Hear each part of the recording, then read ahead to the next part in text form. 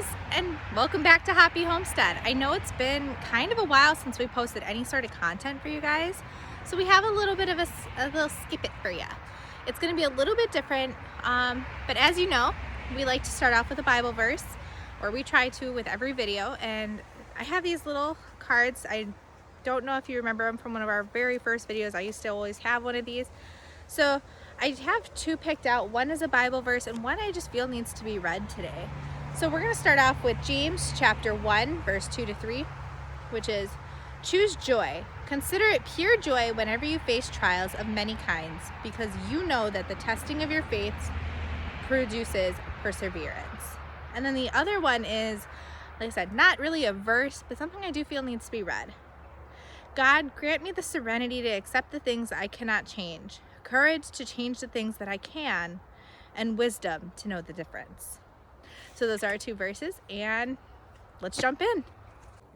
I was recently contacted by a family member whose daughter is looking to get into archery. She's about 10 and doesn't know where to start. And many people know in our personal lives, but maybe not everyone knows that I've been shooting a bow for about 9 to 10 years. So I do have some pointers, and I figured, why not tell everyone? First and foremost, it is a very expensive hobby. You're going to invest in a bow, you're gonna have to invest in arrows, and you're gonna need more than 6, because when you first start out, you're gonna lose like 30 arrows. And it's just a rite of passage. In fact, I had bright pink arrows and I was so devastated when I lost them. But once I started getting better, my grandpa had actually went and got me custom purple arrows, which purple is my favorite color. So it was okay, but I was still really sad that I lost the first arrows that I have ever shot. They went under the ground because I missed the target. So know and do your research. Find out whether you want to shoot a recurve, a compound. Personally, I like my compound bows. I don't care for recurves, but that's just my personal preference. I know people who prefer recurves over compound. It's all a matter of preference, so know what you want to shoot. Go to a range, rent a bow, shoot for an hour, find out what you like. One person's personal taste may not be the other's. Number 2, when you are shooting a bow, never pull back and look at something that you do not intend to shoot. Treat it as if it is a weapon. It is a weapon, so treat it as such. Number 3, know what is beyond your target. And that's not just for arrows, that is also for when you're shooting a firearm as well. Know what is beyond your target, always. And do not aim at something you do not intend to shoot. So whether that be whether you're hunting or you're just target practicing. Never shoot unless you are positive of your target and you know what is beyond. Number 3, for my younger archers who are looking to get started, your forearm is going to be so bruised.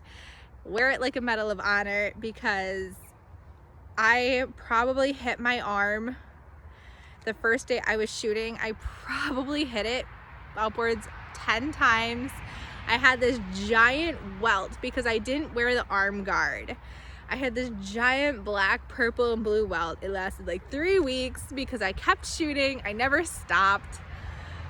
It hurts, but that can also be prevented if you purchase an arm guard. They do have different sizes. I think they may have different colors. Mine was just brown when I finally ended up wearing it the one time, because it was like, I'm talking like it was swollen.